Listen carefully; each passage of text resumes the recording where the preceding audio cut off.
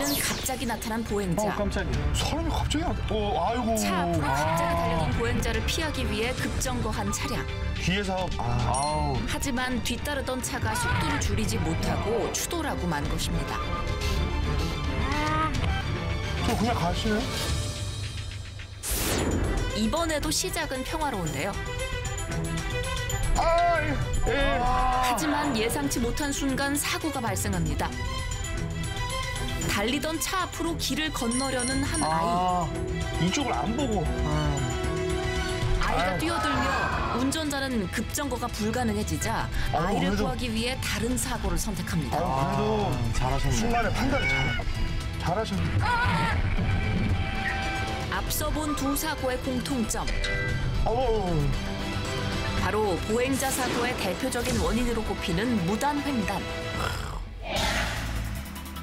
보행자는 횡단보도를 이용해 신호에 따라 도로를 건너게 되어 있지만 이를 무시하다 난 사고를 무단횡단 사고라 하는데요. 서울 지역 교통사고 사망자의 3분의 1이 무단횡단 사고로 목숨을 잃는 상황. 최근 발생한 사고는 무단횡단의 위험성에 대해 다시 한번 생각하게 합니다. 택시에서 내려 무단횡단을 시도하다 불과 3초 만에 발생한 사고. 이 사고로 한 명이 사망하고 다른 한 명은 중상을 입었는데요. 다음은 올해 1월에 있었던 사고입니다. 순식간에 발생한 사고. 늦은 밤 주행 중인 차량. 횡단보도 앞 직진 신호를 확인하고 주행하는데 무단횡단 보행자가 뛰어듭니다. 결국 사고가 발생합니다. 앞의 사고 모두 올해 발생한 무단횡단 사망 사고인데요.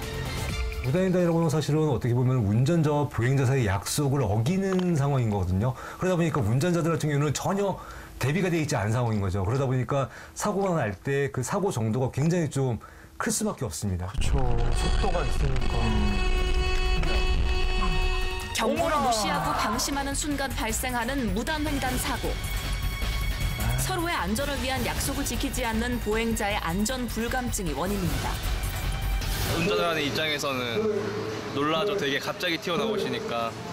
주차장 사이로 뛰어나오니까 어디에 튀어나올 줄 몰라. 그러니까 방어운전을 했는데 방어운전을 하기도 이게 쉽지가 않은 거죠. 어렵죠. 무단횡단 사고가 자주 발생한다는 장소를 직접 찾아가 봤습니다.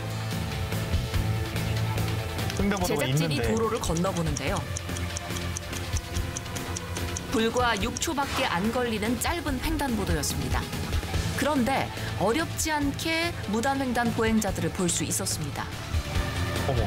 신호는 물론 지나는 차 앞을 아슬아슬하게 건너는 상황. 빨간불인데도 불구하고 사람들이 되게 무단횡단을 많이 하는 편이고 거리가 좁다 보니까 그렇게 신경을 안 쓰는 것 같아요. 새벽 같은 경우는 차 많이 안 다니니까 그냥 차 지나가는데도 그냥 도중에 가고 그러니까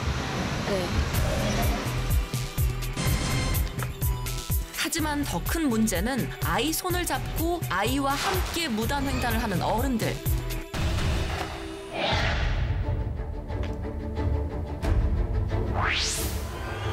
주행 신호에 맞춰 횡단보도를 지나던 차 앞으로 어이없는 광경이 펼쳐지는데요. 아이고 어머니. 보행자가 유모차를 끌고 무단횡단합니다. 아이고. 이번에도 역시 아이와 무단횡단을 하는데요. 그야말로 간발의 차이로 큰 사고를 피합니다. 간담이 드물어요. 부끄러운 어른들의 모습. 불안하죠. 왜냐면 이제 애들이 크면은 이제 혼자 다니는데 이게 보고 배울까봐 불안하죠. 어른도 무단횡단 하는데 애들이 갑자기 뛰어다니면서 하죠.